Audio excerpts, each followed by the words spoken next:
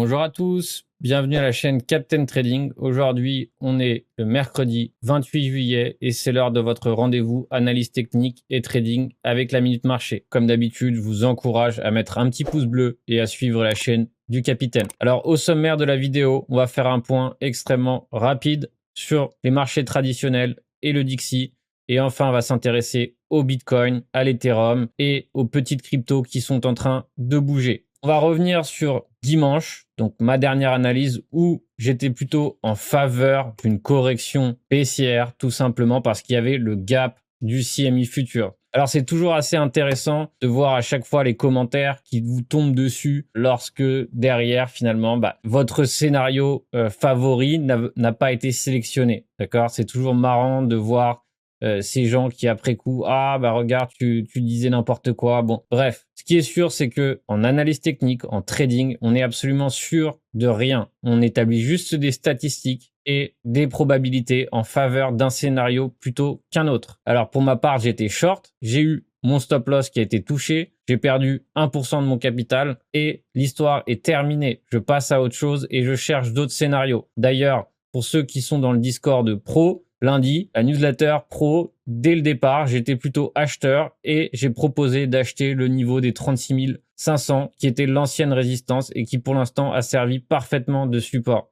Donc encore une fois, le but n'est pas d'avoir raison et avoir raison dans un marché ne sert absolument à rien si ce n'est que à remplir son ego. Le but, c'est de chercher des scénarios et d'avoir plus souvent raison que tort. D'accord? Donc, c'est important de le comprendre. Donc, d'abord, on va faire un point rapidement sur les marchés traditionnels. Pour l'instant, le rallye continue. Donc, on a eu cette correction hier. Pour l'instant, en tout cas, dans les futures, c'est en train de rattraper la correction. On va voir si ça perdure. Ici, pareil, les indices sont plutôt bullish pour l'instant. Donc, bien qu'on perde du momentum, pour l'instant, ils sont bullish. Donc, à voir, à vérifier si ça continue ainsi. Pareil ici pour le Nasdaq. Donc, grosse divergence. Donc, on espère tout simplement que éventuellement, ça continue proprement de façon à ce que on puisse continuer à avoir ce rallye dans l'ensemble, perdurer pour que derrière, pour les cryptos, ça se passe aussi plutôt bien. Ça serait évidemment le but. Donc, où en est l'or aussi? On va faire un petit tour sur le gold, c'est toujours intéressant.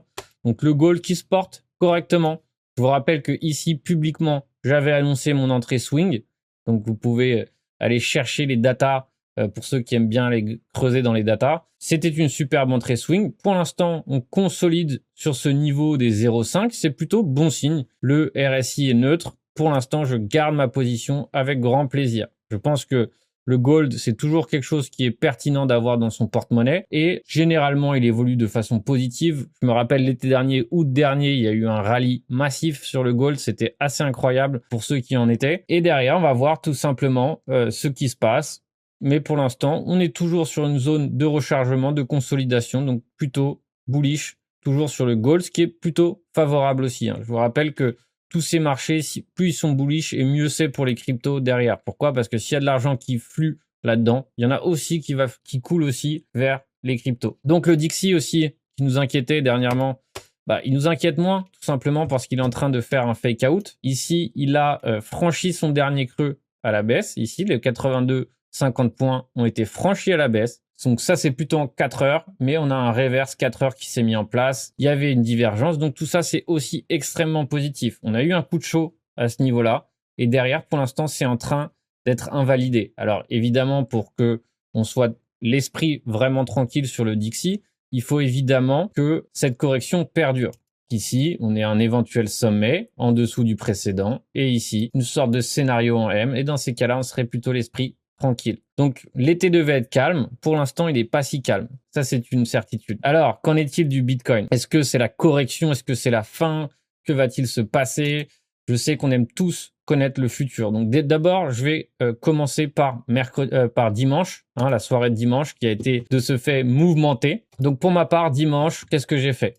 J'ai tout simplement vendu ici le changement de structure. Pourquoi? Parce que derrière, ici, il y avait un sommet en dessous du précédent et on avait une invalidation qui était claire. Donc, pour moi, c'est un scénario valide pour prendre. Donc, derrière, encore une fois, si vous suivez ma chaîne, vous savez que je suis plutôt long spot depuis un moment et que je privilégie tout simplement la couverture avec des put options de façon à ce que si ça coule, derrière, on soit protégé, mais que derrière, on puisse profiter de l'évolution du Bitcoin et que surtout on puisse avoir un prix sympa pour le Bitcoin. Donc derrière, qu'est-ce qui s'est passé? Ici, j'avais une invalidation qui était claire et nette. Donc pourquoi pas tenter le short? Ici, on a eu ce sommet en dessous du précédent. Ça se tentait tout à fait sans aucune rancune. C'est-à-dire que ça reste dans mes scénarios, dans mes règles. D'accord? Donc on était en plus sur un top, on était sur une résistance. Donc il y avait tout ce qu'il fallait pour pouvoir tenter ce trade. Absolument rien à me reprocher. Et là, qu'est-ce qui s'est passé? Tard dans la nuit, donc là, je suis aux heures US, hein, je suis à l'heure de New York. J'aime bien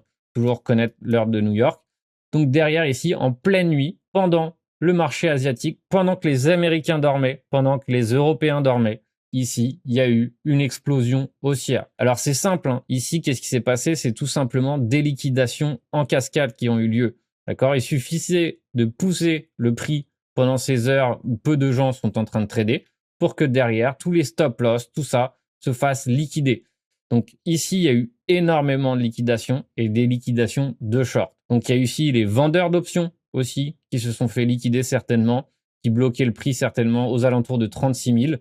Et derrière, si vraiment le prix explose de cette façon, leur compte explose aussi. Donc ici, il y a eu un paquet de grosses liquidations avec Binance, le record, hein, avec une mèche qui est arrivée jusqu'à 48 000 $. Donc ça, c'est tous les leviers x100, etc. qui s'accumulent. Donc derrière, ici, on a eu ce short squeeze, donc vraiment puissant, et qui derrière, évidemment, a donné lieu à une correction. Correction qui s'est effectuée parfaitement ici sur les 36 000 $, ancien sommet, donc qui était le haut ici du range, d'accord? Le haut de ce mouvement. Donc, c'était parfait. Ce scénario, je l'ai partagé dans le Discord Pro. Et derrière, maintenant, qu'est-ce qu'on a? On est super proche maintenant des 41 000 $. Je vous rappelle que là-dessus, ici, il y a certainement beaucoup de liquidités. D'accord? Si on prend, par exemple, ce mouvement baissier à ici, par exemple, hein, si on prend celui-ci ou celui-ci, peu importe, on a les 38,2 qui nous attendent. Et derrière, qu'est-ce qu'on a? On a surtout ici une poche de liquidité. Ça veut dire que ici, si on franchit les 41 400, qu'est-ce qui va se passer? Il y aura certainement d'autres liquidations. Un paquet de gens qui se devront de fermer leur position rapidement pour ne pas se faire liquider, etc. Donc, encore une cascade qui peut venir. Alors, est-ce qu'on va se rendre sur ces niveaux aujourd'hui ou est-ce qu'on va attendre? Donc, encore une fois, on va voir comment se passe la journée. Donc, ce qui est important, c'est que la clôture d'aujourd'hui, la clôture de cette bougie daily, ne soit pas en dessous de la clôture d'hier. Pourquoi? Parce que sinon, ça serait éventuellement un reverse. Je vous rappelle que vendredi, il y a la clôturation des options avec un max pain à 35 000. Alors, ça veut dire que derrière, il y a des probabilités pour que le prix tente à aller chercher ou à se rapprocher des 35 000. Personne ne dit que ça va clôturer à 35 000, surtout avec la lancée que ça a pris aujourd'hui. Mais derrière, c'est possible. Donc ici, deuxième boîte aussi que j'ai dessinée, c'est le gap du CME Futures. Donc un gap doit être clôturé dans les 48 premières heures. Sinon, ça va mettre beaucoup plus de temps à être clôturé. Donc derrière, on y a échappé. C'est la vie, c'est pas grave. Mais en tout cas, ce gap nous regardera un jour. Alors, certes, il y en a qui n'ont pas été clôturés. Je crois qu'il y en a à 3500, d'accord? Ou autre, ou je sais plus, aux alentours de 4500. D'accord, mais si on fait des statistiques, si on fait des probabilités, il y a plus de probabilités pour clôturer ce gap. D'accord? Donc à chaque fois, j'adore quand les gens aiment bien chercher des faits qui n'arrivent jamais. D'accord, mais en termes de statistiques, on a plus de gaps clôturés que de gaps non clôturés. Donc tout ça, c'est des éléments qui sont excessivement importants à prendre en compte. Donc ça, on le garde de côté. Et évidemment, si à un moment donné on y va, ça sera certainement un point d'entrée. Donc ici, si je sors Fibonacci, de ce mouvement à ce mouvement, on a le gap ici qui est confondu, ici avec les 61,8 et un peu en dessous des 0,5 de Fibo. Donc tout ça, pour moi, c'est des zones qui sont excessivement intéressantes et importantes. D'accord? C'est des zones que si on atteint, si on se pose dessus, ça sera des zones pour moi qui seront des zones d'achat. Pour ma part, je suis devenu acheteur majoritaire sur le Bitcoin. Alors, ça veut dire quoi, je suis devenu acheteur? Ça veut dire tout simplement que je cherche des achats, d'accord? À partir de mon achat ici, que j'ai débuté ici à 37 000, à 36 600, maintenant j'ai pris une partie de mes profits évidemment, et maintenant je cherche à aller chercher le dessus de ce niveau. Donc ici, on est si près du but, on est en train de consolider sous résistance, ce qui fait penser qu'on va éventuellement aller chercher les 42 000. Après, une fois on va chercher ici les 41 500, etc., qu'est-ce que je dois surveiller? Je dois surveiller si on retourne directement ici. Et si on retourne directement ici, ça serait une absorption, ça serait un fail, on aurait fait un fake out. Et dans ces cas-là, on peut être tenté d'aller chercher un short rapide pour aller chercher les zones de rechargement. Encore une fois, c'est que des scénarios que je viserais, que je tenterais s'ils se mettent en place. Mais mon but principal maintenant va être d'acheter la prochaine correction. Pourquoi? Parce que derrière ici, on a une structure haussière qui s'est mise en place. En daily, le prochain creux qui se mettra en place sera un creux haussier, tout simplement parce que maintenant qu'on a franchi ici les 36 500, on a une structure qui va devenir haussière. Donc on a 90% du travail fait sur une structure haussière. Derrière, si ici on a un pullback, un nouveau creux qui se met en place et qu'on a un nouveau sommet, on a une vraie structure haussière en daily.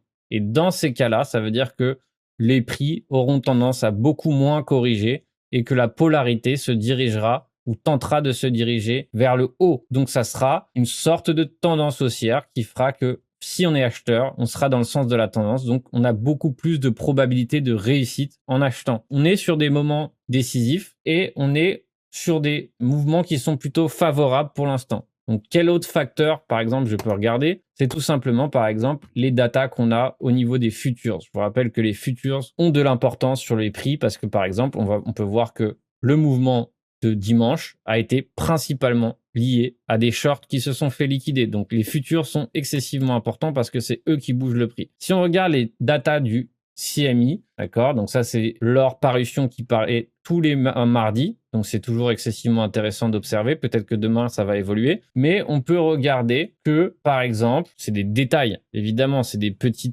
indices qu'on peut citer les uns derrière les autres, d'accord? C'est surtout ici qu'on voit des hedge funds qui ont plus d'open interest longues. Donc ça veut dire qu'il y a de plus en plus de hedge funds, pour le coup, qui sont en train de se placer long. On voit ici, à partir d'il y a quelques jours, ici, depuis au moins une bonne semaine, on a une légère diminution, donc depuis un mois, de l'open interest short au niveau des hedge funds. Ici, on a l'open interest global qui descend sur Ether, donc ça c'est assez bon signe. Et derrière, ici, on voit aussi l'open interest short qui descend aussi sur Ether. Donc tout ça, c'est plutôt des signes positifs. Donc derrière, maintenant, on va confondre ces datas avec les datas macro de l'ensemble des futurs.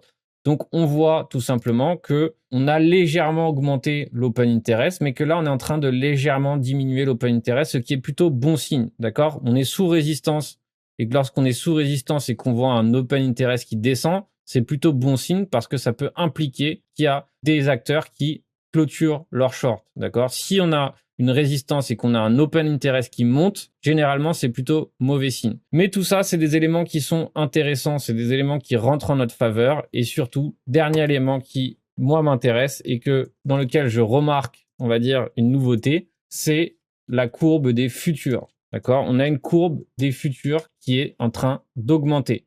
D'accord? C'est-à-dire que la prime, ici, sur les différents contrats à terme, est en train d'augmenter. C'est-à-dire que il y a une semaine, on était à peine à 3% pour les contrats de décembre. On est passé maintenant à 4,2% sur FTX. Tout ça, ça veut dire que maintenant, il y a des gens qui sont prêts à acheter le Bitcoin avec une prime, à acheter le prix du Bitcoin plus cher pour pouvoir se positionner long terme. D'accord? Ici, le décembre est à 6%. Donc tout ça, c'est des facteurs qu'on doit observer. Alors, est-ce que ça veut dire que ça y est, le Bitcoin est bullish, on va pas aller revisiter les 30 000 $? Non, ça veut absolument rien dire. Ça veut juste dire que pour l'instant, il y a pas mal d'indicateurs qui sont en faveur de vouloir continuer cette hausse. Encore une fois, à tout moment, ça peut s'arrêter. Mais pour l'instant, en tout cas, on est sur le haut du range. Est-ce que j'ai envie de me précipiter à acheter le haut du range avec un RSI en surachat? Non. On peut chercher un point d'entrée swing et ce point d'entrée swing va se faire, par exemple, s'il y a une prochaine correction violente qui se met en place. Et en tout cas, peu importe la correction, ça sera certainement le moment de se positionner. D'accord? On voudra que le RSI reste à peu près neutre ici et on cherchera un point d'entrée. Je vous rappelle que depuis hier, il y a pas mal de grosses bad news qui sont en train de faire surface avec les stablecoins, avec Tether encore une autre fois, et que pour l'instant, la news est absorbée, c'est-à-dire le FUD est absorbé. Et ça, c'est extrêmement positif aussi de voir que le prix ne réagit absolument pas à ce FUD. Tout ça, c'est des éléments qui portent en faveur d'une éventuelle sortie de ce range par le haut. Encore une fois, visiter le milieu de range, c'est tout à fait possible. Et encore une fois, visiter là où il y a le gap, c'est tout à fait possible. Et derrière, visiter le bas du range, c'est aussi possible. on cherche juste des faits et à chercher des swings, à chercher des opportunités et à comprendre lorsqu'on a tort et changer de scénario. On a maintenant Ethereum, pareil, qui se situe, on va dire, sur le point haut du range. D'accord? Donc ici, c'est pareil, il faut se méfier. Pour ma part, je suis pas fan d'acheter les hauts de range ou d'acheter, on va dire, les zones sur lesquelles on est. Mais voilà, je pense que maintenant qu'on est si près du but ici, si près de la résistance ici des 2400, c'est possible qu'on vienne chercher la liquidité au-dessus de cette résistance. Et après, derrière, quand on vient chercher de la liquidité, il y a deux cas de figure. Soit on reste au-dessus, et dans ces cas-là, c'est plutôt bullish, et on attend un pullback, on rachète la résistance ici, et on va chercher le prochain point.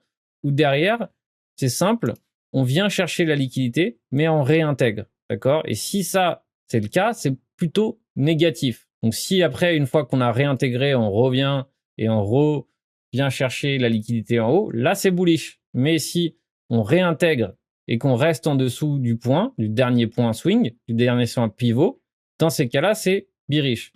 Donc encore une fois, par exemple, au niveau du RSI, il y a l'Ethereum qui a plus la place de se développer. Et pour l'instant, on a cette structure haussière qui est haussière en 4 heures, mais pas encore en daily. Donc ici, qu'est-ce qu'on va? On peut chercher tout simplement un point d'entrée à un moment donné par ici. Ici, par exemple, on voit que les 2040 sont un super point d'entrée s'il se met en place. Et derrière, ça serait éventuellement l'opportunité d'acheter. Encore une fois, maintenant, on est sous résistance. Donc si on achète, il faut réfléchir à un point de sortie, un point d'invalidation. On peut acheter sous résistance, tout simplement si on a une invalidation claire qui est cohérente. Donc pour l'instant, le prix tient au-dessus de ce niveau ici des 2177, ce qui est plutôt positif. Et on est en train de consolider sous une résistance. Donc quand on consolide comme ça sous une résistance, parfois ça peut donner lieu à un breakout haussier. D'accord? C'est important de le comprendre. Donc à surveiller de très près aussi pour Ethereum. Derrière, il faudra évidemment se protéger en cas de baisse. Donc pour ma part, je suis plutôt favorable à acheter des put options tout simplement parce que dans ces cas-là, on est excessivement bien couvert si ça descend. Et derrière, on a toujours notre spot qui est là. Et donc, on peut que capitaliser si ça baisse. Et derrière, on ne prend pas trop de risques. Donc, pour le Dogecoin, certains qui aiment bien regarder les datas de l'époque pour pouvoir derrière troller un peu. Le Dogecoin, je vous rappelle que c'est un trade qu'on a pris il y a 2 semaines. On l'avait pris sur un niveau intéressant, tout simplement parce que c'était un support intéressant qui avait toutes les conditions nécessaires à réunir pour pouvoir prendre ce trade. Donc pour ma part, évidemment, j'ai pris une partie de mes bénéfices, surtout sur cette mèche ici, mais le reste du swing, maintenant, pour moi, je pense qu'aller chercher éventuellement pour le reste du swing les 23 cents, pourquoi pas, d'accord? Et derrière, j'ai déjà capitalisé à fond sur ce mouvement. Donc, on a pris déjà 20% depuis le point d'entrée. Et pour l'instant, on a une structure haussière qui s'est développée sur le Doge. Ça veut dire que derrière, ici, la prochaine correction, si on achète, on est dans le sens de la tendance. Donc ici, rappelez-vous, il y avait la divergence daily qui m'avait intéressé. Et c'était le propos de mon entrée. Divergence daily, support macro. On était sur un niveau qu'on n'avait pas réussi à franchir à la baisse. Et derrière, il y avait tout ce qu'il fallait pour rentrer dans le trade. Bon ratio gain-perte, tout était bon pour rentrer. Donc voilà pour cette analyse technique. Je rappelle aussi que pour l'instant, celui qui m'intéresse pas mal, c'est aussi FTT. Donc on en a parlé à la newsletter pro. Mon but ici, c'était de racheter le pivot. On a buté pile sur le pivot. Donc encore une fois, c'est de la chance et aussi de l'analyse mêlée, évidemment. J'aurais pu ne pas aller tester le pivot, mais on l'a fait, donc c'est plutôt très bon signe. Donc maintenant, qu'est-ce qu'on a? On est sous résistance. On a encore de la place pour se développer ici dans le RSI. Il faudra évidemment plus tard surveiller les divergences, daily, etc. Mais pour l'instant, tout porte à croire qu'on va tenter d'aller chercher ici les 35 $, qui est la prochaine résistance. Donc pour ma part, je suis bull sur FTT. J'ai toujours été, mais là, l'avantage, c'est qu'on est en train d'avoir un début de tendance haussière. Et ça, c'est excessivement positif. Pourquoi? Parce que ça veut dire que chaque correction est soldée par certainement un retour à la hausse. C'est une question de polarité, tout simplement. Je vous rappelle que dimanche a lieu mon webinaire sur les produits dérivés scalping intraday. On va voir une seule stratégie dans ce webinaire. Donc, ce webinaire est destiné d'abord à ceux qui sont intermédiaires, ceux qui ont déjà fait ma formation gratuite sur YouTube. Dans ce webinaire, on va se spécialiser sur une seule stratégie, donc qui s'adapte très bien au scalping et à l'intraday, mais qui peut être aussi mise en place sur du swing. Mais voilà, le but, en tout cas, notre but va être de maîtriser cette stratégie en intraday swing. Donc, c'est une de mes stratégies préférées. Donc, n'hésitez pas à participer. Les places sont limitées, donc il vous reste encore la possibilité de vous inscrire. Et enfin, je vous attends le 1er août pour bosser un peu et essayer évidemment de développer cette stratégie qui s'adapte très bien dans les conditions de marché sur lesquelles on est. Je vous souhaite un bon trading à tous. Soyez prudents, vigilants. N'hésitez pas à nous rejoindre dans le Discord public et évidemment ceux qui veulent aller plus loin dans le Discord pro. Et je vous souhaite un bon trading à tous.